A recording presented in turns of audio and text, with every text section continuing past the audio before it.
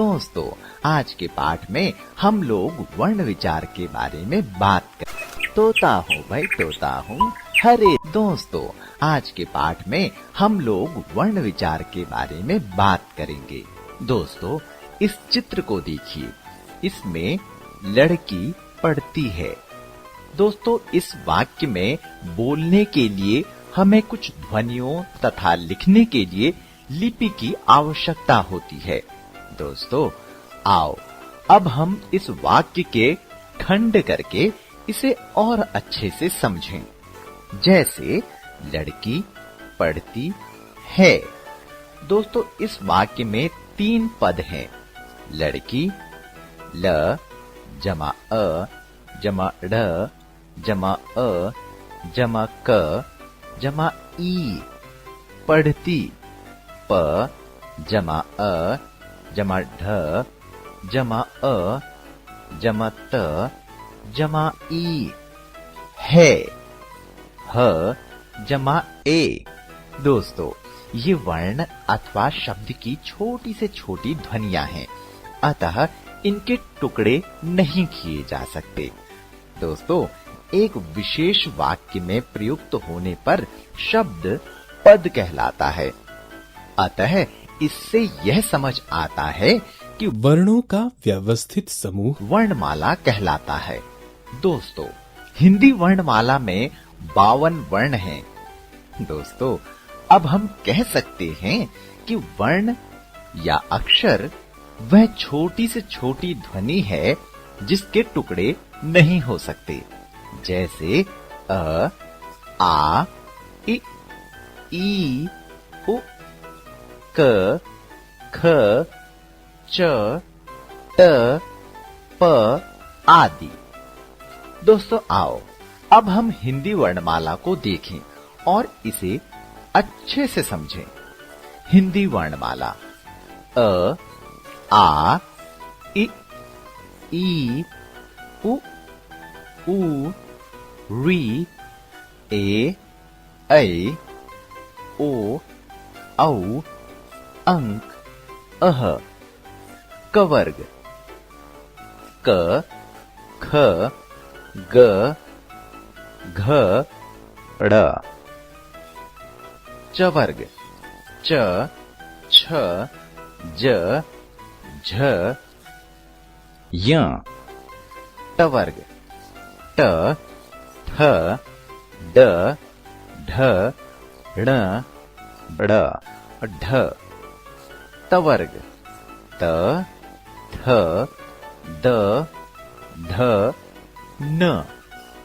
पवर्ग प, फ, ब, भ, म। य, र, ल, व। श, ष, स, ह। क्ष, त्र, ज्ञ, श्र। स्वर 11, अयोगवाह 2, स्पर्श व्यंजन 27, अंतस्थ व्यंजन 4, ऊष्म व्यंजन 4, संयुक्त व्यंजन 4। तो दोस्तों, आपने देखा कि सभी व्यंजनों में अ स्वर मिला होता है।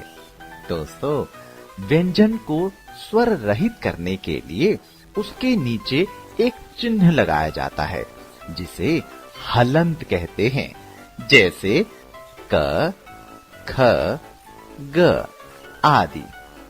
दोस्तों, आइए आपको एक महत्वपूर्ण बात बताता हूं।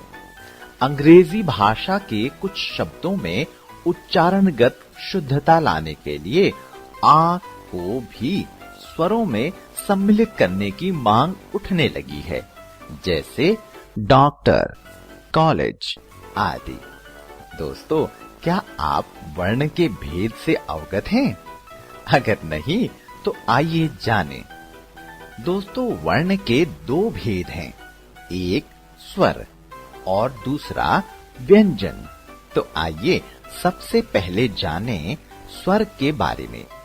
जिन वर्णों को बोलते समय बिना किसी रुकावट के हवा मुख से बाहर निकलती है वे स्वर कहलाते हैं। दोस्तों, स्वरों के 3 भेद हैं: ह्रस्व स्वर, दीर्घ स्वर, प्लुत स्वर। दोस्तों, जिन स्वरों के उच्चारण में बहुत कम समय लगता है उन्हें ह्रस्व स्वर कहते हैं। दोस्तों, क्या आप जानते हो कि ह्रस्व स्वरों को मूल स्वर भी कहते हैं, जैसे अ, इ, उ तथा ऋ। दोस्तों, व्यंजनों के साथ उनकी मात्राएं लगती हैं, जैसे इ, दिन, उ, कुल तथा ऋ, कृपा आदि। आइए अब अगले स्वर के बारे में जानें। दोस्तों, जिन स्वरों के उच्चारण में हमें ह्रस्व स्वरों से दुगना समय लगता है उन्हें दीर्घ स्वर कहते हैं, जैसे आ, ई, उ, ए, ऐ, ओ तथा औ। दोस्तों, याद रखना कि व्यंजन के साथ इनकी भी मात्राएं ही लगती हैं, जैसे आ की मात्रा काम, ई की मात्रा कीट, ऊ, कूप, ए, केक, ऐ, कैसा, ओ, कोट तथा औ, कौन। आइए अब जाने प्लुत स्वरों के बारे में। दोस्तों, जिन स्वरों के उच्चारण में ह्रस्व स्वरों से तिगुना समय लगे उन्हें प्लुत स्वर कहते हैं, जैसे ओम। दोस्तों, यहाँ स्वर का प्लुत रूप दिखाने के लिए 3 संज्ञा का चिन्ह बनाया जाता है और इसका प्रयोग किसी को पुकारने या बुलाने के लिए होता है। दोस्तों, हिंदी वर्णमाला में 2 वर्ण अंक अह भी हैं। इन्हें अयोगवाह कहते हैं। आइए अब इन्हें जानें। अंक अ जमा य, अनुस्वार अह, अ जमा ह। विसर्ग। दोस्तों, ये हिंदी वर्णमाला में स्वरों के बाद आते हैं, परंतु ये न तो स्वर हैं न ही व्यंजन। आइए अब जानते हैं अनुस्वार क्या होते हैं। दोस्तों, क्या आपने कभी नाक से निकलने वाले स्वरों पर ध्यान दिया है, जैसे गंगा, गंदा, रंजना, अंडा। दोस्तों, जिस वर्ण के उच्चारण से हवा केवल नाक से ही निकलती है उसे अनुस्वार कहते हैं।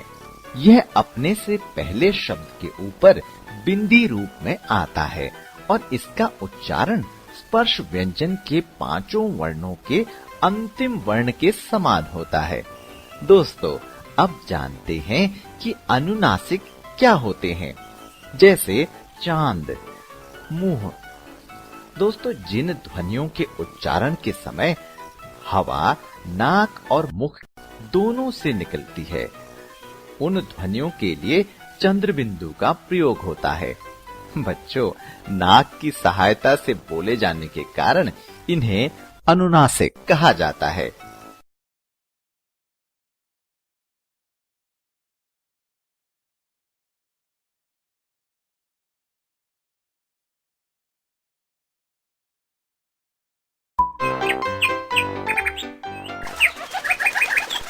तोता हूँ भाई, तोता हूँ हरे रंग